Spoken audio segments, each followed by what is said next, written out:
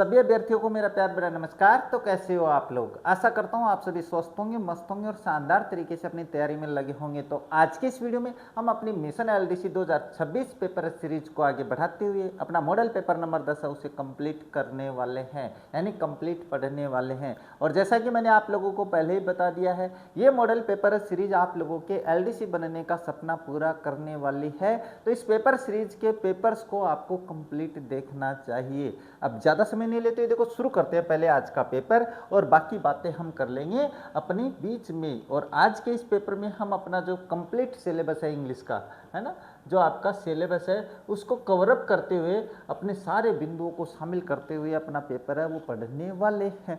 और इस पेपर में मैं आप लोगों को शॉर्ट ट्रिक्स बताने वाला हूं कि किस तरीके से आपको अपना जो ऑप्शन है वो सही करना है। तो सबसे पहले तो बात करते हैं पहला ही प्रश्न। आप कहोगे सर 76, हाँ हिंदी का जो पेपर है उसके लिए अभी थोड़ा समय नहीं मिल पा रहा है, सर है वो थोड़े से बिजी हैं। तो हिंदी आप लोग पढ़ भी लेते हो मुझे पता है। समस्या आपके पास जीके जीएस और इंग्लिश में आने वाली होती है और यहाँ से आपका चयन वो निश्चित होने वाला है। तो पहला प्रश्न है, डेट दिया हुआ है, flight was rescheduled due to bad weather so we return from the dash airport. अब इसमें अपन बात करें, देखो अब ये जो फ्लाइट है, अब ये फ्लाइट वाज रिशेड्यूल्ड। फ्लाइट अगर आपके पास रिशेड्यूल की गई है इसका मतलब इस फ्लाइट के बारे में आपके पास पहले बातचीत हो चुकी है। यानी कहने का मतलब आप कहीं गए, आपको पता है कि अपने को वो जो फ्लाइट है इसके लिए आज फ्लाइट पकड़नी है। अब आप क्या कहोगे जब आप दोबारा उसका वर्णन करोगे, यानी वो निश्चित हो जाएगी। तो यहाँ पे ये जो फ्लाइट है ना वो निश्चित हो चुकी है और निश्चित नाउन के लिए आपके पास द आर्टिकल का प्रयोग करते हैं। तो यहाँ पे तो आ जाएगा द आर्टिकल। आगे क्या दिया हुआ है, जो एयरपोर्ट है, जो अपने पास स्थान है ना, जिनके बारे में हम सब जानते हैं कि जैसे रेलवे स्टेशन है, बस स्टैंड है और ये जो एयरपोर्ट है, इनके पहले आपको द का प्रयोग करना है। अब देखो द इसमें भी दिया हुआ है और इसमें नो आर्टिकल, इसमें नो आर्टिकल, इसमें द दिया, लेकिन इस पे भी द आ जाएगा और इसके पहले भी द, तो आपका ऑप्शन बी सही हो जाता है ना। थोड़ी सी दिमाग लगाओगे तो आपका ऑप्शन बिल्कुल सही होने वाला है। नेक्स्ट है, although he has days of friends he invited only days few of them for days birthday party। अब ऐसे प्रश्न तो आने हैं।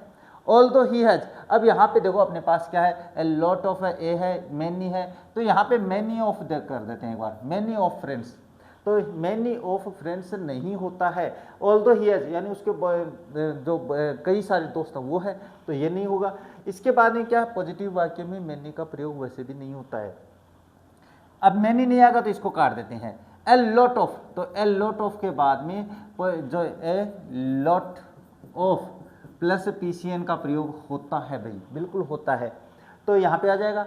अब यहाँ पे मैनी का प्रयोग भी हो सकता है, लेकिन अपने पास क्या है, मैनी का प्रयोग पॉजिटिव वाक्य में न के बराबर होता है, मतलब नहीं होता है भाई। लेकिन यहाँ पे मैनी का प्रयोग नहीं होगा, सकारात्मक भाव देने के लिए ए लॉट ऑफ का होता है।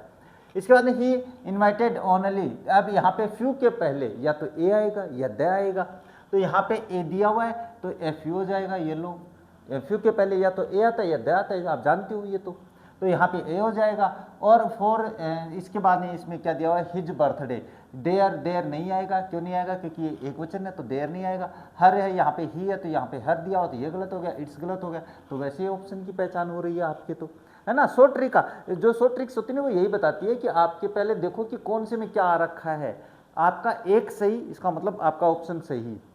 इसके बाद क्या है, these dollars that she had were spent in the this single day. अब इसके बाद में क्या है, दैट शी हैड। अब यहाँ पे एक अपने पास नियम होता है भाई, देखो द लिटिल और द फ्यू के बारे में एक खास बात बता देता हूँ आप लोगों को। फ्यू ये वो नाम क्या है कि कम संख्या में जो न के बराबर होता है ना, जो थोड़ी मात्रा में होता है, वो पूरा जब अपने पास कम मात्रा में हो और पूरा का पूरा खर्च कर देवे तो द लिटिल का, और कम संख्या में है और वो सभी के सभी, तब अपन द फ्यू का प्रयोग करते हैं। ये आर्टिकल के ये डिटर्मिनर की क्लास में मैंने समझा रखा है। अब यहाँ पे देखो ये इसकी पहचान कैसे होती है, दैट शी हैड, जो उसके पास था, क्या था, तो यहाँ पे क्या हो जाएगा, द फ्यू, क्या हो जाएगा, द फ्यू। द के बाद में फ्यू का प्रयोग होता है, सेवरल का प्रयोग नहीं होता है। The several dollars that she had, ऐसा नहीं बहुत सारी डॉलर्स थी और उसने खर्च कर दिया, नहीं। द लॉट ऑफ नहीं होता है। इसके बाद में द मैनी डॉलर्स नहीं होता है, तो यहाँ पे द फ्यू का प्रयोग होता है भाई, द फ्यू ऑल और स्पेंट। यहाँ पे अपने पास एक और था भाई, स्पेस नहीं है तो कोई बात नहीं है, द फ्यू यहाँ पे तो फ्यू आ जाएगा और इसके बाद the few dollar she had were spent, he she had, यहाँ पे अपने पास स्पेस है, ऑल वर स्पेंट हो जाएगा, all were spent in a single day. तो ये हो जाता है पहचान करने का तरीका, यानी फ्यू और the few little a little और द लिटिल वाला मैटर अगर समझाओगे तो ये बिल्कुल सही है। Next, there was dash activity from women than men in dash organised at my work place to plant 1000 trees. अब यहाँ पे क्या है कि तुलना हो रही है, देन का मतलब इनसे कम या ज़्यादा हो सकती है, तो तुलना के लिए देखो लिटिल का प्रयोग भी नहीं करते हैं, लेस का करते हैं, नन का नहीं करते हैं, ऑल का नहीं करते, तो लेस देन आ जाएगा, ये लो लेस देन, और इसके बाद एन आ जाएगा, an organised, man in an organised at my work place, तो यहाँ पे आपके पास क्या हो जाएगा, लेस एन हो जाएगा तुलना के लिए। अब यहाँ पे अगर अपने पास क्या था, मच देन भी कर सकते थे, मोर देन भी कर सकते थे, तो ये आगे की बात है भाई। नेक्स्ट बात करें तो क्या, fill in the blanks with the appropriate articles, men fear dash death. तो अपने पास इसमें जो भाववाचक संज्ञा होती है इससे पहले किसी आर्टिकल का प्रयोग नहीं होता है ना, ध्यान से समझ लेना, जो डेथ के पहले नो आर्टिकल का प्रयोग रहना है, ध्यान से समझ लेना भाई। भाववाचक संज्ञा के पहले आर्टिकल का प्रयोग विशेष कंडीशन में होता है। Fill in the blank with appropriate article, I found this 100 rupee note. अब 100 रुपी नोट दिया हुआ है, ये जो नोट है ना, रुपी नोट, ये नोट आपके पास एक वचन है। अब जब आप पहली बार किसी एक वचन संज्ञा का प्रयोग करते हो तो उससे पहले ए या एन का प्रयोग होता है, अगर वो गणवाच्य है, अगर वो काउंटेबल है। तो यहाँ पे 1 रुपये 100 का नोट मिला है भाई, तो सीधी सी बात है 100 रुपी नोट हो जाएगा, बहुत ही सरल सा है। इसके बाद में क्या, someone who does not like to work, यानी कहने का मतलब व्यक्ति जो काम पसंद नहीं करता है, ये वन वर्ड शुरू हो जाते हैं भाई, यहाँ से है ना, क्या हो जाते हैं, ये वन वर्ड है, वन वर्ड जो एक पंक्ति में अपने पास वाक्य दिया हुआ उसका एक शब्द में उत्तर देना होता है। तो someone who does not like to work, व्यक्ति जो काम करना पसंद नहीं करता है तो वो लेजी होता है भाई, क्या होता है, लेजी, आलसी आदमी। अपन नहीं कहते यार बड़ा आलसी आदमी है, काय को आदमी है ये। इसके बाद में someone who it's a lot of food, एक व्यक्ति जो बहुत सारा खाना खाया जाता है उसको अपन क्या कहते हैं, ग्लूटोन कहते हैं, फूडी नहीं कहते हैं, फूडी नहीं कहते हैं, ग्लूटोन कहते हैं, और ग्लूटोन का मतलब होता है भुक्कड़, है ना, ध्यान से समझ लेना। इसके बाद में क्या है, statement of how much a piece of the work will probably cost, यानी कहने का मतलब है कि एक आप ये बोलते हैं कि भाई ये अपना काम है वो कितों को अड़ंगो है, तो वो क्या कर रहा है, वो अनुमान लगा रहा है, अनुमान लगा रहा है, तो इसका मतलब वो एस्टिमेट निकाल रहा है उसका। Statement of how much a piece of work will probably cost, यानी अनुमान लगाना कि एक काम का कितनी कॉस्ट होने वाली है, तो वो एस्टिमेट होता है, ध्यान से समझ लेना। प्रिडिक्शन का मतलब भविष्यवाणी होता है, फोरकास्ट का मतलब भी भविष्यवाणी होता है, बजट का मतलब तो आप जानते हो बजट होती है भाई रुपयों वाला। इसके बाद में क्या है, disease which ends in death, एक बीमारी जो मौत में जाके खत्म होती है, यानी कहने का मतलब ऐसी बीमारी डॉक्टर ठीक नहीं कर पाते हैं, तो वो उसको क्या कहते हैं, उसको फैटल कहते हैं भाई। फैटल का मतलब होता है भयानक, जिसको कहते हैं मौत देने वाली बीमारी, जिसको अपन कहते हैं खतरनाक, जिसको कहते हैं। इसके बाद में बात करते हैं, आई डेस to Agra before I don't wish to go there again. अब अपने पास है so I don't wish to go there again. अब इसके बाद क्या, I had to Agra before. अब सीधी सी बात है कि बिफोर के साथ वैसे आपको कौन से टेंस का प्रयोग करना है, पास्ट इंडिफिनिट का प्रयोग करना होता है, लेकिन आपके पास क्या कह रहा है, आई बिफोर दिया हुआ है, और यहाँ पे I had been, went, had gone और हैव बीन दिया हुआ है। तो इसमें अपने पास क्या है, ये जो है so I don't wish to go there again, मैं दोबारा वहाँ पे नहीं जाना चाहता, दोबारा जाने की इच्छा नहीं है भाई, इसका मतलब वो वहाँ पे जा चुका है। तो यहाँ पे आपके पास जब ये प्रेजेंट का है तो पास्ट का तो बना ही नहीं सकते, तो यहाँ पे आपके पास I have been to Agra before, मैं पहले ही आगरा जा चुका हूँ, इसका मतलब होता है। लेकिन मैंने बता दिया पास्ट इंडिफिनिट, हाँ पास्ट इंडिफिनिट का भी प्रयोग होता है, लेकिन पास्ट इंडिफिनिट तब करते जब आपके पास यहाँ पे अपने पास प्रेजेंट का कोई संकेत नहीं होता, तो ये बात आपको ध्यान में रखनी है। अब ये प्रेजेंट का तो उसे पास्ट में नहीं बना सकते हैं। नेक्स्ट क्या दिया, मोहन डेस रादर टायर्ड टुडे, तो यहाँ पे अपने पास डेस दिया हुआ है, रादर टायर्ड टुडे, टुडे का मतलब आज, रादर प्राय ऐसा लगता है।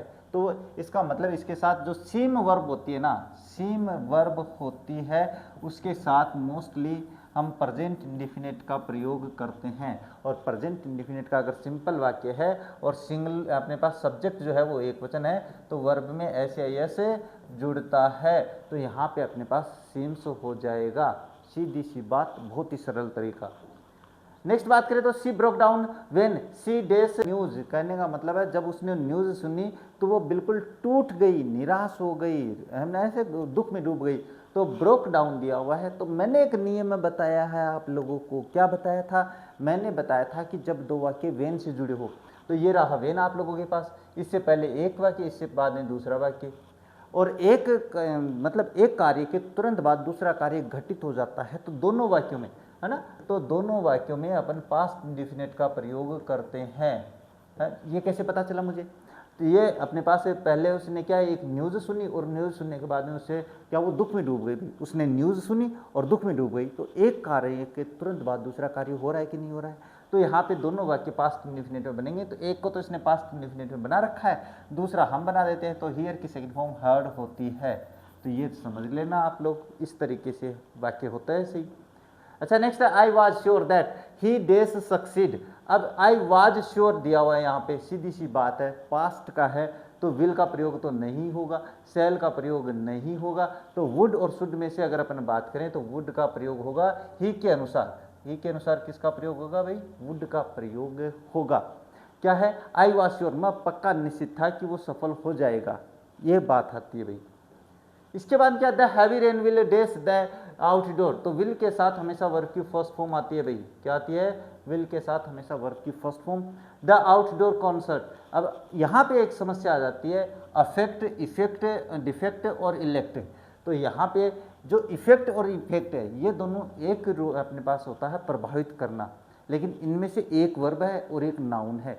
तो ये जो वर्ब है ना, ये तो वर्ब है आप लोगों के पास, तो इसी को अपन ईडी लगा के क्या है कर सकते हैं कि इसकी फर्स्ट, सेकंड और थर्ड फॉर्म बना सकते हैं, लेकिन इफेक्ट जो है ये आपके पास नाउन होती है, इसमें ईडी नहीं लगाया जाता, यानी वर्ब का काम नहीं करती, तो यहाँ पे अफेक्ट आ जाएगा। विल के साथ में क्या है, वर्ब की फर्स्ट फॉर्म आ जाएगी, तो ये क्या हो जाएगा? अफेक्ट हो जाएगा। इसके बाद में बात करते हैं नेक्स्ट क्या दिया? प्लीज डेस, तो प्लीज के बाद में जब आप रिक्वेस्ट करते हो तो प्लीज के बाद में हमेशा वर्ब की फर्स्ट फॉर्म आती है। अब प्लीज एक्सेप्ट और एक्सेप्ट, हाँ ये थोड़ा सा मैं बता देता हूँ, ये एक्सपेक्ट अलग मैटर है, ये एक्सेप्ट है, और ये क्या है अपने पास एस्पेक्ट है। तो इनमें आपके पास क्या कह रहा है वो, माई अपोलॉजी फॉर बीइंग लेट, यानी वो क्या कह रहा है कि आप मेरी लेट होने के लिए मेरी माफ़ीनामा स्वीकार कर लीजिए। अब स्वीकार करना का मतलब होता है एक्सेप्ट, तो एक्सेप्ट आपको ये करना पड़ेगा। एक्सेप्ट ये क्या होता है? ये के सिवाय होता है, यानी कहने का मतलब पार्टी में ना राम के अलावा सब आ गए, तो वहाँ पे एक्सेप्ट का प्रयोग करेंगे। जैसे एवरीबडी केम टू पार्टी डेस राम, ऐसा वाक्य आ जाए। अब यहाँ पे आपके पास इन तीनों में से करेंगे तो पक्का एक्सेप्ट, EXCEPT करना पड़ेगा। समझ में आई? तो ये ध्यान में रखना। एक्सपेक्ट का मतलब होता है किसी से आशा करना, है ना, किसी से आशा कर लेते हैं यार वो मेरा काम कर देगा, तो वहाँ पे एक्सपेक्ट हो जाएगा। और एस्पेक्ट ये होता है पहलू, जीवन का पहलू हो सकता है, पढ़ाने का पहलू हो सकता है, तो ये ध्यान में रखना भाई। क्या है, his father ordered him to, यहाँ पे अपने पास नरेशन से शुरू हो जाते हैं भाई, ये थोड़ा सा अपने पास मिस प्रिंटिंग में हो गया, नहीं तो अपने पास संकेत था भाई, यहाँ से यहाँ तक आपके पास क्या है वन वर्ड है, यहाँ से सिनोनिम है, यहाँ से एंटोनिम है, कोई बात नहीं है, मैं ऐसे समझा देता हूँ। देखो ऐसे क्या है ये, his father order him to go to the his room and study, ये वाक्य आपके पास इनडायरेक्ट बनाया हुआ दिया हुआ भाई, ये क्या वाक्य इनडायरेक्ट है, तो इसको क्या बनाना है भाई, इसको बनाना है आपको डायरेक्ट, तो डायरेक्ट बनाएंगे तो ऑर्डर्ड दिया है भाई, ऑर्डर दिया है, इसका मतलब है कि वो अपने पास वाक्य में आदेशात्मक बनाना है, यानी जो आरएस का वाक्य कौन सा होता है, जो इन्वर्टेड कोमा के अंदर वाला वाक्य होता है, मैं आरएस बोलता हूँ, इसका मतलब रिपोर्टेड स्पीच का वाक्य, तो रिपोर्टेड स्पीच का वाक्य होता है इन्वर्टेड कोमा के वाला, तो इन्वर्टेड कोमा में अंदर क्या है, go to your room and study, go and study in your room, go right now and to study your क्या है, टू योर स्टडी रूम, और गो एंड स्टडी, ये देखो मैं बता देता हूँ, सबसे पहले हम बात करते हैं, इसको चेंज करते हैं भाई। ही सैड तो ही ऑर्डर्ड आ जाएगा, हिम तो इसमें है नहीं, किसी में भी नहीं है, तो हिम ही अपनी तरफ से मान लेते हैं। To go to his room, तो गो टू, यहाँ पे टू इससे पहले, चलो मैं इसका बना के दिखाता हूँ। देखो अगर आरएस का वाक्य अपने पास क्या होता है, आदेशात्मक होता है, तो उसमें कैसे बनाते हैं, हिज फादर ऑर्डर्ड। अब हिम है, ये आपके पास नहीं भी लगाओ तो एक बार कोई बात नहीं है, टू, और टू के बाद में कंजक्शन टू लगाते हैं। वाक्य ऐसा कैसा लिखेंगे, लेकिन प्रोनाउन को चेंज करेंगे, टू गो टू। अब योवर यहाँ पे सेकंड पर्सन आरवी के ऑब्जेक्ट है नहीं, तो ऑब्जेक्ट हम मान लेते हैं हिम के अनुसार हो जाएगा यहाँ पे टू, योवर पजेसिव फर्स्ट, तो हिज आ जाएगा। And to his room and study, बस तो इतना ही होगा भाई, हिज रूम एंड स्टडी, यही आपका ऑप्शन सही हो जाएगा। अब देखो इसको बनाऊं मैं, तो इसका क्या बनाएंगे, ही ऑर्डर्ड हिम टू और गो and study in his room, ये इसका बनेगा भाई। आप बना के देखो, आप ऐसे नहीं बनाओ ना, तो आपके पास 2 मिनट से कम समय में आप क्या इसको बना सकते हो बिल्कुल। तो ये तो इसमें ये देखो ये नहीं मिल रहा भाई, टू गो एंड स्टडी, तो यहाँ पे टू गो टू आना चाहिए था, लेकिन इसका जब बनाएंगे तो ये आएगा। इसका देखेंगे तो क्या जाएगा, साउटेड नहीं है भाई जी, ऑर्डर दिया हुआ से फर्मली, ये भी छोड़ो आप लोग। तो फिर ये देख लो, छोटी सी बात अनुमान लगाते ही आपका वाक्य सही होना है। Please don't go away she said, इसका मतलब वो रिक्वेस्ट कर रही है, तो रिक्वेस्टेड में आ जाएगा she said to please her and not to go away. She told नहीं आएगा। She begged me not to go away, हाँ ये हो सकता है, अभी देख लेते हैं। सी दैट आई, ये बिल्कुल गलत है।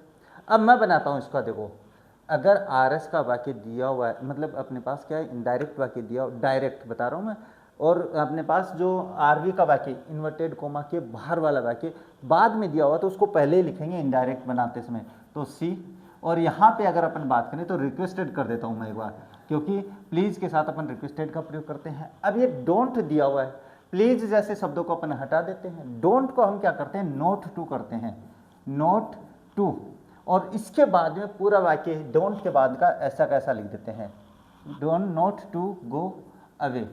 अब आप कहोगे सर इसमें तो रिक्वेस्टेड है ही नहीं। अब यहाँ पे देखो रिक्वेस्टेड नहीं है, लेकिन यहाँ पे देखो टू प्लीज, तो सैड टू तो रहेगा ही नहीं, तो ये पहला ऑप्शन तो गलत हो गया। She told me to go away, तो ये निगेटिव नहीं भाव दे रहा है, तो ये भी नहीं होगा। She begged me not to go away, she begged, ये देखो भाई रिक्वेस्टेड की जगह इसने बेग कर दिया है, तो कोई फर्क नहीं पड़ता है, क्योंकि दोनों का मतलब एक ही होता है, नॉट टू गो अवे। तो आप ये ऑप्शन सही कर सकते हो। इस तरीके से वाक्य बना के देखोगे तो कोई गलत नहीं करने वाला है।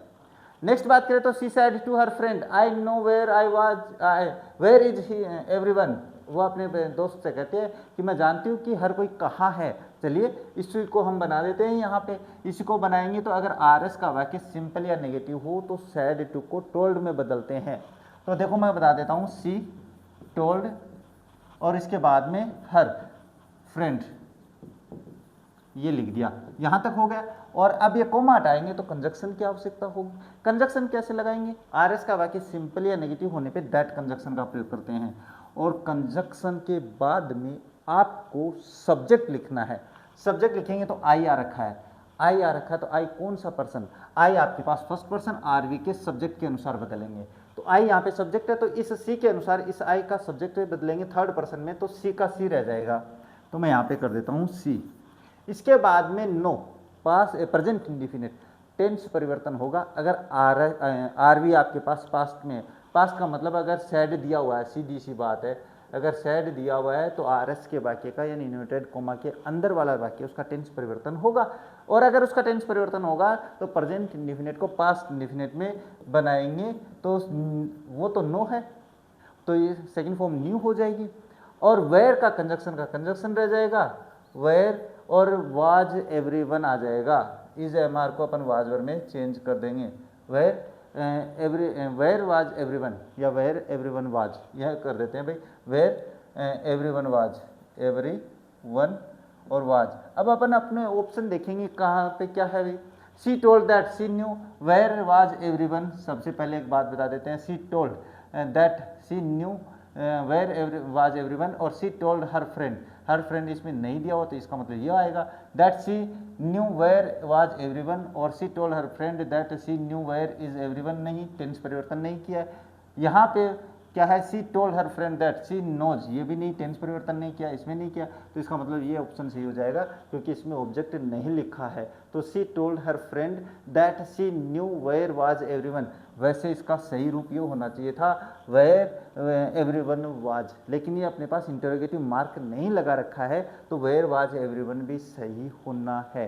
तो ये छोटी बातें हैं, इनके बारे में इतना गौर नहीं करना है क्योंकि आपने पिछले आरपीसी के एग्जाम में देखा है भाई कैसे उन्होंने अपना आंसर सही मानते हैं वो। तो सी एक्सक्लेम्ड विथ सोरो that was a very miserable, क्या है, ए वेरी मिजरेबल प्लाइट, वो एक्सक्लेम कर दिया भाई, ये इनडायरेक्ट बनाया हुआ है, इनडायरेक्ट बनाया हुआ है और अपने पास दुख वाला भाव है, तो आपके पास सी सैड क्या आ जाएगा, विथ सोरो, नहीं विथ सोरो नहीं भाई, ये क्या कहेगा, she said what a mystery it is, miserable नहीं है भाई यहाँ पे, what a miserable sight it is, तो यहाँ पे क्या है, it was a very miserable plight है, तो साइट नहीं आएगा, ये रहा प्लाइट। सीधी सी बात है, बहुत ही सरल तरीका है ये तो सरल पेपर आ गया भाई, कोई ज़्यादा टफ नहीं है, तो कोई बात नहीं है, आगे वाले पेपर में हम थोड़े टफ हाई लेवल के बनाएंगे भाई। Are you alone my son asked a soft voice close behind, ये प्रश्न थोड़ा सा समझाना पड़ेगा, तो चलिए समझा देते हैं, इसको बनाएंगे। तो अगर आरवी का वाक्य बाद में दे रखा है तो कोई बात नहीं, उसको पहले लिखेंगे। तो आस्क्ड ए सॉफ्ट वॉइस, तो यहाँ पे क्या करेंगे, ए सॉफ्ट वॉइस, क्योंकि करता है ए सॉफ्ट वॉइस है, ए सॉफ्ट वॉइस यानी एक कोमल आवाज ने, क्या है, close behind me, close behind me आस्कट, ये लो आस्कट चेंज किया हुआ है। अब इसके बाद में क्या है, कंजक्शन का प्रयोग करना है, तो कंजक्शन का प्रयोग करेंगे। तो यहाँ पे आपके पास क्या है, कंजक्शन आपके पास अगर आर एस का वाक्य इंटेरोगेटिव है और हेल्पिंग वर्ब से शुरू हो रखा है तो इफ कंजक्शन, कंजक्शन के बाद में आपको क्या लिखना, सब्जेक्ट लिखना है, इनडायरेक्ट वाक्य में ध्यान रखना। अब इसमें अपने पास क्या है, अपने पास सब्जेक्ट क्या है, यू दे रखा है। अब यू कौन सा पर्सन, यू आपके पास सेकंड पर्सन, और सेकंड पर्सन को आरवी के ऑब्जेक्ट, तो आरवी का ऑब्जेक्ट क्या है, ये तो आवाज़ है, और पूछा किससे, ये मी से पूछा है, तो ऑब्जेक्ट क्या हो गया, मी हो गया। तो मी आपके पास क्या है, ऑब्जेक्ट है, तो ऑब्जेक्ट अपने यू है, इस मी के अनुसार बनाएंगे। तो मी आपके पास यहाँ पे क्या हो जाएगा, मी यहाँ पे आपके पास हो जाएगा आई, क्या हो जाएगा भाई, आई, क्योंकि अपनी मी के लिए क्या है, सब्जेक्ट बनाएंगे, मी का सब्जेक्ट बनाएंगे तो हो जाएगा आई। अब यहाँ पे वाज हो जाएगा, I was all alone, all alone है कि अलोन है, केवल अलोन दिया हुआ है भाई, तो बस, और ये जो संबोधन शब्द है इनको हटा देते हैं। अब देखो, ए soft voice asked that what I was नहीं डूइंग देयर, थोड़ी आएगा, ये तो बहुत ही सरल बना दिया भाई। ए soft voice from my back asked if I was alone, तो ये इसका बिल्कुल सटीक आंसर हो सकता है, बाकी अपना जो तरीका सही है वो यही होने वाला है भाई, है ना, सीधी सी बात बता रहा हूँ, ये ध्यान से समझ लेना भाई। नेक्स्ट बात करें तो Anita said Sunita way what are you doing, Anita asked Sunita, तो ये अपने पास अनीता आस्क्ड, ये दो बार आ गया भाई, ये छोड़ो इसको, तो ये पहले या बाद में एक ही बात है, तो सीधी सी बात है, इसको तो इसने बनाया नहीं है, इसको भी नहीं बनाया है, तो अपन क्या करेंगे, केवल इसको बनाएंगे, ये इंटेरोगेटिव वाक्य है, तो मैं सीधा यही बनाऊंगा भाई, व्हाट आर यू डूइंग, तो कंजक्शन तो हो जाएगा व्हाट, और यू सेकंड पर्सन किसके अनुसार आ जाएगा, अनीता आस्क्ड सुनीता, सुनीता लड़की है तो लड़की के लिए यहाँ पे यू के लिए सी आ जाएगा, सी, और was doing, she was doing, तो ये देख लो इनमें से कौन सा सही आ जाएगा, तो what she was doing, what she was doing, ये रहा आपके पास ऑप्शन नंबर 4, इस तरीके से पूछ सकता है। ये सरल पेपर आ गया है, तो थोड़े से चीज़ें ऐसे मत सोच लेना सर सरल आ गया, कोई बात नहीं है। She said Sonia when is the next train, उसने पूछा भाई सोनिया से, तो ये जो सोनिया है ना, ये आपके पास क्या है, ऑब्जेक्ट है, तो ये वाक्य ऐसा हो सकता है, सी सेड टू सोनिया, ये लो, है ना, ये हो सकता है, अपन इसके आधार पे बना सकते हैं when is the next train, और ये आपका मुख्य वाक्य हो सकता है।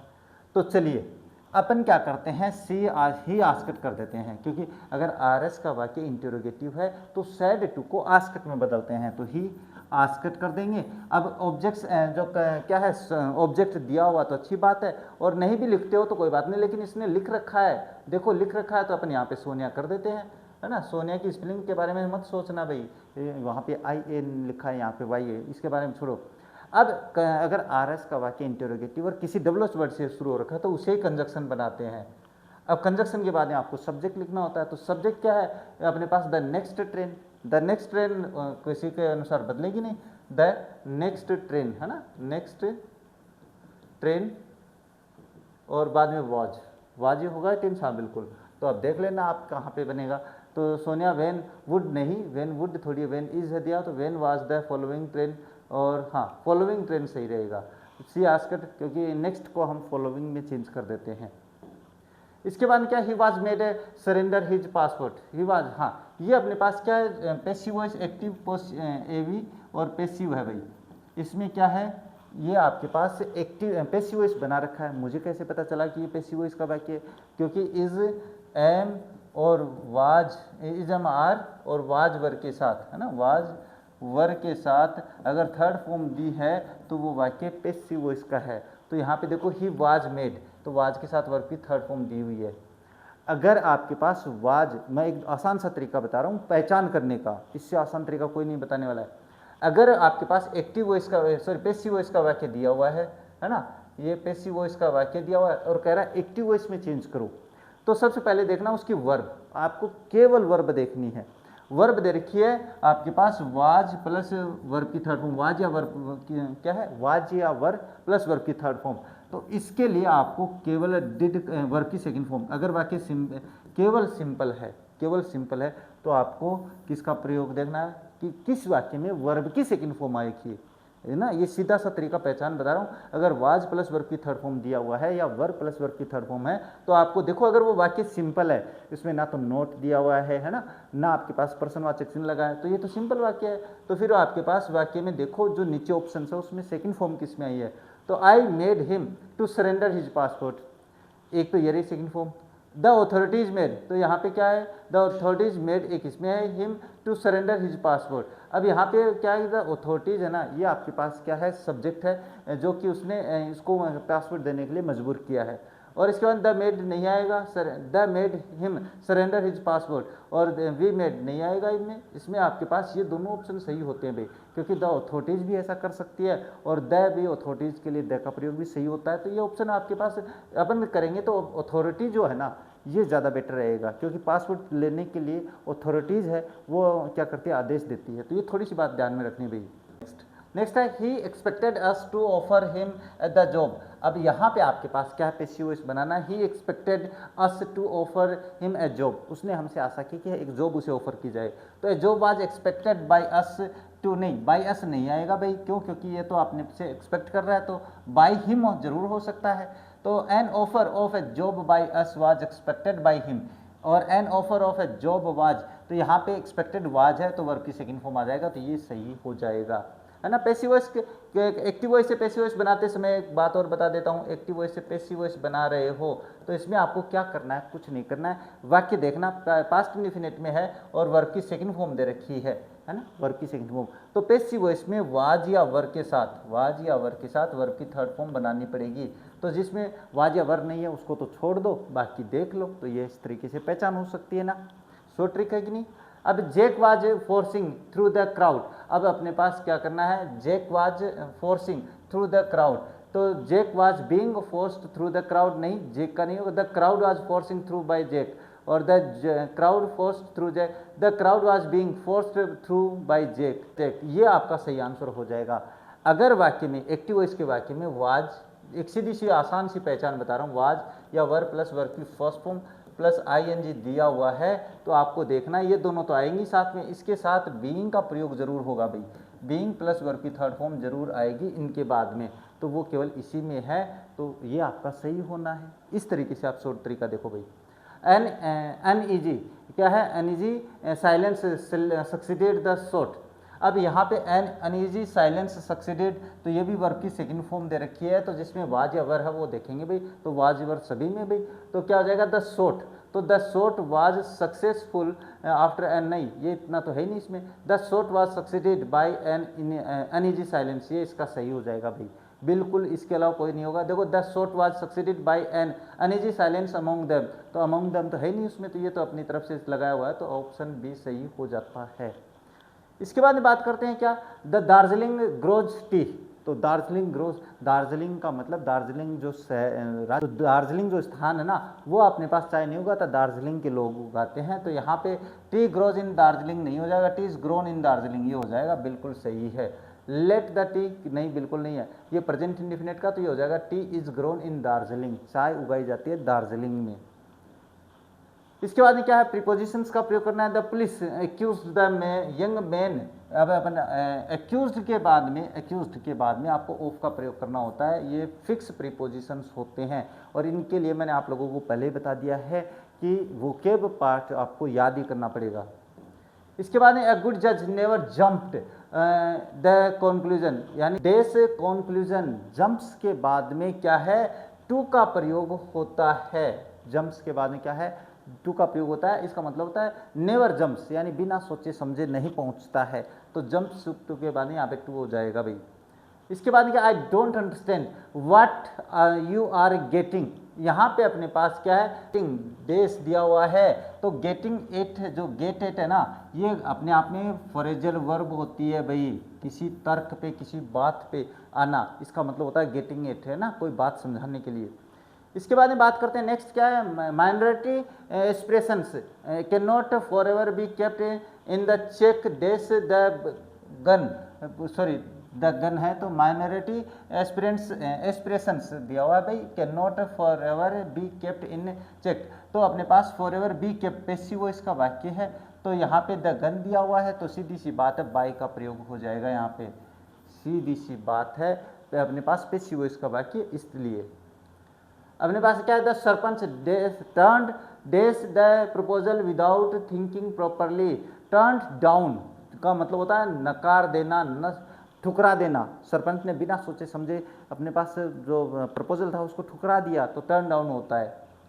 इसके बाद में क्या है, सफिक्स प्रीफिक्स लगाना है, तो नोबेल के पहले इग लगता है भाई, इग्नोबेल होता है, ये ध्यान में रखना भाई, है ना, इग्नोबेल, ये लो।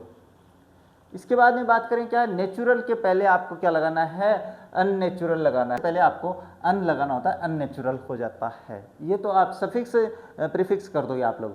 नीट के बाद में नेस लगता है, नीटनेस, है ना, नीटफुल एले ये नहीं होता नीट, तो नीटनेस होता है, ये लो। इसके बाद में बात करें क्या है, बिहेव, तो मिसबिहेव होता है, इसका उल्टा अर्थ हो जाता है, वैसे लगने से मिसबिहेव होता है कि नहीं। इसके बाद में बात करें, हाँ ये जो मैं आपको बता देता हूँ भाई, इनका पहचानने का एक आसान तरीका है, कृपया इस पत्र को तुरंत लिखवा लो, लिखवाना मतलब राइट डाउन का मतलब होता है, राइट एट, रिटर्न एट, यानी रिटर्न का मतलब ये थर्ड फॉर्म दी हुई है भाई यहाँ पे, तो please get this letter return at once, ठीक है, तुरंत का मतलब एट वंस होता, सही है। प्लीज राइट दिस लेटर, नहीं ये जो है ना, ये राइट दिस लेटर, इस ये कह रहा है कि इस लेटर को लिखो, लेकिन अपने please this letter return as soon as possible नहीं, ये नहीं आएगा, please this letter write quickly नहीं। अब अपने पास एट वंस देखते हैं, क्या है, गेट दिस लेटर, तो गेट दिस लेटर रिटर्न का मतलब होता है अभी लिखवा लो, अभी ऐसे करवा लो। अब जैसे लिखवा लो, इसका लिखवाने का मतलब कोई वर्ब तो होती नहीं है, तो गेट इसके साथ अपन प्रयोग कर देते हैं, तो पहला ऑप्शन सही हो जाएगा। दूसरा क्या दिया, भगवान करे तुम जीवन में फलो फूल हो, है ना, तो मे गॉड आ जाएगा, तो मे गॉड दिया हुआ है क्या, गॉड में कैन नहीं, कैन का प्रयोग नहीं होगा, God have to give your prosper life, God do, हाँ ये रहा भैया आपके पास, गॉड के बाद में do your life fill with happiness हो जाएगा।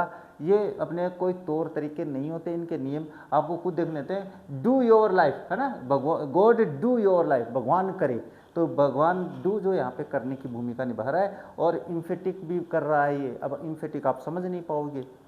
सामाजिक कुरीतियों को हटाने के लिए सख्त कानूनों की जरूरत है भाई, बिल्कुल, तो strict laws are required to eradicate social evil, सही लग रहा है, स्ट्रिक्ट लॉ ऑलवेज नहीं है, नहीं है, लिबरल नहीं है, बिल्कुल वही है कि अपने पास strict law are required to eradicate social evils, बिल्कुल पहला ही सही है।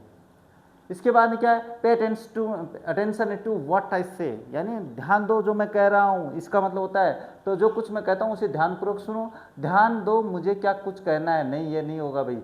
और इसके बाद ध्यान रखो मैंने क्या कहा है, नहीं है मेरे, ये आ जाएगा भाई, बिल्कुल इस तरीके से आप कर सकते हो भाई। ये तो थोड़े से इजी टाइप प्रश्न लग रहे हैं भाई, छोड़ अपने पास क्या है कि आगे वाले पेपर में ध्यान रखेंगे, चिंता नहीं। Application has not been made in proper form, यानी एप्लीकेशन से वो सही तरीके से नहीं किए गए हैं, तो application has not been made in proper, तो आवेदन उचित माध्यम से नहीं दिया गया है, आवेदन उचित रूप में नहीं किया गया है। तो क्या application has not been made in proper way, तो उचित माध्यम नहीं है भाई, सही रूप से नहीं किया गया, इसका मतलब ये होगा, सही माध्यम थोड़ी ना होता है, उचित तरीके से नहीं किया गया भाई। इसके बाद में सिनोनिम है भाई, तो कॉर्पुलेंट का मतलब क्या होता है, भारी शरीर वाला, भारी शरीर वाला। तो इसमें लीन यानी पतला होता है, गोंट इमेशिएटेड का भी मतलब दुबला पतला कुचला होता है, ओबीस का मतलब होता है भारी मोटा जिसको कहते हैं, वो होता है कॉर्पुलेंट का अपने पास समानार्थक शब्द। इसके बाद में बात करें ब्रीफ, तो ब्रीफ का मतलब होता है सूक्ष्म जिसको कहते हैं, तो इसमें देखो लिमिटेड का मतलब तो होता है सीमित, स्मॉल का मतलब छोटा, लिटिल मतलब थोड़ा, लेकिन शॉर्ट मतलब जो होता है वो संक्षिप्त ही होता है, सूक्ष्म जिसको कहते हैं, संक्षिप्त जिसको कहते हैं। इसके बाद में क्या है, नेक्स्ट है इम्बेजल। इम्बेजल का मतलब होता है गबन करना, कोई अपने पास बिना उचित तरीके के किसी चीज़ को हथियाना, वो होता है इम्बेजल। तो इसमें आपके पास क्या हो जाएगा, मिस एप्रोप्रिएट हो जाएगा। मिस एप्रोप्रिएट का मतलब भी वही होता है अनुचित तरीके से, तो इसका समानार्थक शब्द आपके पास क्या हो जाएगा, मिस एप्रोप्रिएट हो जाएगा। नेक्स्ट आपके पास आ जाता है वेंट। अब ये वेंट क्या होता है, तो वेंटिलेशन सुना होगा आप लोगों ने, हाँ बिल्कुल सुना है सर। तो वेंट का मतलब होता है कोई धुआं वगैरह निकालने के लिए, अपने पास हवा वगैरह जाने के लिए जो निकास क्षेत्र होता है उसको कहते हैं वेंट, वेंटिलेशन जिसको कहते हैं। तो इसके लिए हो जाएगा ओपनिंग, यानी खुला जिसको आप कहते हो ना, क्या हो जाएगा, ओपनिंग हो जाएगा। इसके बाद में बात करते हैं ऑगस्ट। ऑगस्ट का मतलब होता है अच्छा, बढ़िया, डिग्निफाइड, तो ये आपके पास हो जाएगा डिग्निफाइड। ऑगस्ट का मतलब होता है बढ़िया, मतलब चरित्रवान जिसको कहते हैं वो होता है। इसके बाद में बात करें क्या है, पोस्टरिटी। पोस्टरिटी बात करें तो क्या होता है, पोस्टरिटी का मतलब होता है भावी पीढ़ी, आने वाली पीढ़ी जिसको अपन कहते हैं, तो यहाँ पे फ्यूचर जनरेशन हो जाएगा पोस्टरिटी का मतलब। ये देखो ये तो याद ही करने पड़ेंगे, इनका कोई तौर तरीका तो है नहीं। क्या लायबल, लायबल का मतलब होता है जिसको अपन कहते हैं कि हाँ मैं इसकी जिम्मेदारी लेता हूँ, तो यहाँ पे देखो केयरलेस अकाउंटेबल हो जाएगा भाई, जिम्मेदारी लेने वाला अकाउंटेबल होता है, और लायबल का मतलब जिम्मेदारी लेने वाला होता है। इसके बाद में क्या आता है, टेक्निकल ऑफिशियल टर्म्स की बात कर लेते हैं भाई। तो यहाँ पे अगर बात करें एसेट, तो एसेट्स का मतलब क्या होता है, एसेट्स का मतलब होता है अपनी इनकम वगैरह जो संपत्ति वगैरह होती है। तो देखो इनहेरिटेंस नहीं होता है, इनहेरिटेंस जो हमें अपने क्या पूर्वजों से मिलती है, इनकम अपने पास क्या हो जाती है, कमाई हो जाती है, लेगेसी विरासत हो जाती है, प्रॉपर्टी का मतलब संपत्ति होता है भाई, प्रॉपर्टी का मतलब संपत्ति होता है, एसेट्स का मतलब भी संपत्ति होता है। इसके बाद क्या दिया, एफिडेविट। एफिडेविट क्या होता है, शपथ के रूप में दिया जाने वाला, certificate of acceptance under oath, ये हो जाएगा, यानी एक प्रमाण पत्र जो शपथ के साथ दिया जाता है। इसके बाद में बात करें what is on probation. Probation क्या होता है आप जानते हो, परिवीक्षाधीन होता है। क्या होता है, परिवीक्षाधीन, इसका अर्थ होता है, हिंदी में भी आते हैं आपके ये शब्द। इसके बाद क्या, अदेय प्रमाण पत्र, नो ड्यूज सर्टिफिकेट, क्या होता है, नो ड्यूज सर्टिफिकेट होता है। इसके बाद में बात करें नेक्स्ट, तो नेक्स्ट है उल्लंघन करते हुए। तो उल्लंघन करते हुए का अपने पास क्या हो जाएगा, on in contravention of, in contravention of, vention of हो जाएगा, क्या, उल्लंघन करते हुए। इसके बाद में क्या दिया हुआ है, इन ट्रांसफॉर्मेशन ऑफ सेंटेंसेज। अब ट्रांसफॉर्मेशन में आपकी एक समस्या आ जाएगी, एक तो होता है सिंपल ट्रांसफॉर्मेशन, एक आपके पास होता है वो ट्रांसफॉर्मेशन नंबर 2, जिसमें आपके पास वाक्य को भी बदलना है और उसका अर्थ भी नहीं बदलना चाहिए। जैसे आप डिग्रीज बनाते हो, है ना, जैसे पॉजिटिव डिग्री से कंपैरेटिव डिग्री बनाते हो, या उसके अपने पास सुपरलेटिव डिग्री बनाते हो, तो उनका अर्थ थोड़ी ना बदलता है। यहाँ पे भी कुछ ऐसा ही है। अगर सी इज ग्रेटर देन आई, वह मुझसे महान है, अब अपने को क्या करना है कि इसकी तुलना ऐसे करनी है कि इसका रूप कि वो मेरे से महान ही होनी चाहिए। तो क्या हो जाएगा, आई एम ग्रेटर देन सी, तो मैं उससे ज़्यादा महान हूँ, ये तो अपने से, ये तो अर्थ ही बदल गया इसका। She and I are not great, ये तो अलग ही अर्थ हो गया भाई। I am not so great as she is, she is भी कर सकते हैं वैसे, she is not greater than I, बिल्कुल ये है, I am not so great as she is भी हो सकता है, यहाँ पे ये जो इज है ना, ये इज भी लगा हुआ हो सकता है, इससे कोई फर्क नहीं पड़ता है। तो ये आपके पास कंपेरेटिव डिग्री को इसने क्या किया, पॉजिटिव डिग्री में बनाया है। इसके बाद क्या, please allow me to use your phone, कृपया मुझे तुम्हारा फ़ोन यूज़ करने दीजिए। तो चलिए, can I use your phone, इसका बात करें वुड, तो यहाँ पे आपके पास अलाउ मी, जब आप किसी से आवश्यकता करते हो, आप किसी से आप क्या करते हो कि अलाउ अनुमति मांगते हो, तो मे से शुरू करते हैं, मे आई यूज़ योर फ़ोन, मैं तुम्हारा फ़ोन यूज़ कर सकता हूँ। एक तो ये अपने पास रिक्वेस्ट करा, और एक प्लीज़ अलाउ मी, तो ये अपने पास आप ध्यान से समझ लेना। अगर एक सिंपल वाक्य है तो जब आप उसको उसका ट्रांसफॉर्मेशन करते हो तो उसे इंटेरोगेटिव बनाते हो, भाई क्या बनाते हो, उसे इंटेरोगेटिव बनाते हो। तो ये थोड़ी सी बातें, ये आप मेरे कंप्लीट क्लासेस देखते हो तो समझते हो भी, लेकिन यहाँ पे भी अगर आप लोगों ने पढ़ा है तो ये वाक्य समझ गए होंगे। इसके बाद क्या, why risk your life for nothing, तो जब अपने पास वाई और रिस्क से कोई वाक्य शुरू हो रखा है और उसका अर्थ बनाना है, तो इट इज़ यूजलेस या इट इज़ क्या है यहाँ पे, सेंसलेस, एक ही बात है, इट इज़ यूजलेस या इट इज़ सेंसलेस, तो ये आपका सही हो जाएगा। वाई रिस्क से शुरू हो तो बता रहा हूँ मैं। इसके बाद क्या है, ऑफिशियल लेटर रूल्स की बात कर लेते हैं भाई। अब ऑफिशियल लेटर में बात करते हैं, what is the main purpose of the subject line in an official letter. Official letter में सब्जेक्ट का मुख्य काम क्या होता है, अपने विषय के बारे में संक्षिप्त जानकारी देना। तो to inform the reader immediately about the purpose of the letter, बिल्कुल यही होने वाला है। अब आप तो बड़ा आंसर देख के कर क्या होगे। इसके बाद क्या, which of the following must be included in the official letter, official letter में क्या शामिल किया जाना चाहिए, the address of the receiver, प्राप्त करने वाले का एड्रेस बिल्कुल होना ही चाहिए, ये तो होना ही चाहिए भाई, इसके बगैर लेटर ही नहीं लिखा जाता ऑफिशियल। बाकी ये अपने पास फिर जब एक ही सही हो गया तो ये नहीं होना है। इसके बाद क्या, choose the form from the following an acceptable way writing the date, पक्का प्रश्न पूछेंगे 100% है, और ये आपके पास क्या हो जाएगा, इसमें ये तरीका सबसे बेटर होता है डेट लिखने का। लेकिन एक तरीका और होता है, वो होता है आपके पास जून 29 और इसके बाद में 2026, ये एक फॉर्मेट भी होता है, तो ध्यान से समझ लेना, कोई भी आ सकता है भाई। इसके बाद क्या, choose the most appropriate option from the choice given below, an official letter is written in, official letter हमेशा फॉर्मल लैंग्वेज में लिखा जाता है, तो फॉर्मल हो गया भाई, ये सीधी सी बात है, इसके अलावा कोई चूं चपाट वाली बात ही नहीं करनी है। इसके बाद में बात करें एंटोनिम से अपोजिट लिखना भाई, तो कैलिबेसी की बात करें तो क्या होता है, मैरिजेबल, मैरिज और मैट्रिमोनी और मैट्रिमोनियल।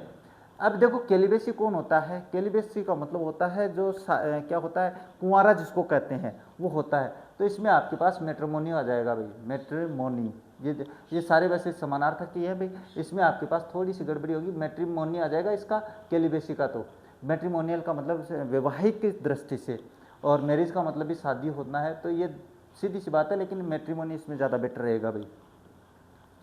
अच्छा क्या है, एक्सटेसी, एक्सटेसी का मतलब होता है बहुत ही खुश होना, कोई व्यक्ति बहुत खुश हो जाता है ना, तब अपन इसके लिए इसका प्रयोग करते हैं, तो यहाँ पे आपके पास क्या हो जाएगा, एगोनी हो जाएगा। एगोनी का मतलब बहुत ही दुख में है बेचारों, बहुत ही कष्ट में है, ये होता है। इसके बाद में क्या दिया हुआ है, एक्सनरेट, एक्सनरेट का मतलब क्या होता है, आपके पास किसी पे दोष नहीं लगाना, यानी दोष मुक्त करना, और एक्यूज का मतलब होता है किसी को दोष कर लगा देना, तो ये हो जाएगा। इसके बाद में बात करें नेक्स्ट, तो फ्रगल, फ्रगल का मतलब होता है बिल्कुल, फ्रगल का मतलब होता है मितव्ययी, जो कम खर्चा करता है, बहुत ही मालिक या कंजूस आदमी, तो इसके लिए आपके पास लेविस हो जाएगा, बिल्कुल ऐसे खुले पैसे लुटाने वाला, वो होता है लेविस, शानो शौकत। जाता है अनबियास्ड, अनबियास्ड का मतलब आपके पास होता है निष्पक्ष आदमी, यानी बल्कि किसी का पक्ष नहीं लेता, भाई मैं सही तरीके से सही फैसला सुनाऊंगा, तो इसमें आपके पास हो जाएगा प्रिजुडाइस। प्रिजुडाइस का मतलब होता है बिल्कुल किसी का एक रूप से पक्ष ले लेना, वो होता है। इसके बाद में बात करें नेक्स्ट क्या, सीरियस यानी गंभीर, और इनसिंसियर मतलब सीरियस, सीरियस का मतलब क्या होता है, गंभीर होता है बहुत ही, और इनसिंसियर का मतलब होता है अगंभीर, कोई चिंता ही नहीं है किसी बात की, बिल्कुल मस्त होके बैठे हैं, वो होते हैं इनसिंसियर। इसके बाद में बात करते हैं नेक्स्ट, नेक्स्ट आ जाता है आपके पास डिलीजेंट, डिलीजेंट का मतलब होता है मेहनती करने वाला, और लेजी का मतलब हो जाता है आलसी, तो यहाँ पे आपके पास 145 का मतलब होता है, यहाँ पे आपके पास 70 क्वेश्चंस हो चुके हैं भाई, है ना, 70 क्वेश्चंस की क्लास बनी अपनी, कोई बात नहीं है, 70 क्वेश्चंस भी काफ़ी है। अब इसमें जो अपने पास जैसे एंटोनिम्स है, विलोम शब्द है, इनको तो आपको याद करना पड़ेगा, पेपर थोड़ा सा लो क्वालिटी का रह गया है, ऐसा लगा होगा आप लोगों को, लेकिन जो तैयारी कर रहे हैं अभी उनके लिए ये पेपर भी बहुत ही टफ है। तो ये पेपर्स आपको समझने चाहिए भाई। तौर तरीका बिल्कुल वही रखने वाले हैं। तो आगे वाले पेपर में थोड़ा लेवल का बनाने वाले हैं, क्योंकि आपकी 5 जुलाई की एग्ज़ाम है और 5 जुलाई से पहले आप लोगों को मैं जो 10 मॉडल पेपर पढ़ा चुका हूँ, है ना, 10 नहीं ज़्यादा हो जाएंगे अपने पास, अपने 3 जुलाई तक आपके लिए पेपर्स अपलोड करने वाला हूँ और 4 जुलाई को सुबह आपको एक बढ़िया शानदार क्लास मिलने वाली है। एक मेगा क्लास जो आप लोगों की है, वो जितने भी मॉडल पेपर हो जाएंगे उनकी वन शॉट क्लास मैं आप लोगों के लिए अपलोड करने वाला हूँ 4 जुलाई की सुबह। तो ये थोड़ी सी ध्यान में रखना, ये 4 जुलाई को सुबह क्लास अपलोड करूँगा। उसमें आपने अगर ये अपने पेपर से नहीं भी देखे तो भी कोई बात नहीं है, एक बार तो फास्ट रिवीजन उसमें हो जाएगा। तो बस इन्हीं शब्दों के साथ आज की इस क्लास को कंप्लीट करेंगे। मिलेंगे आप लोगों से अपनी नेक्स्ट क्लास में, तब तक देखते रहिए हमारे चैनल। जय हिंद, जय भारत।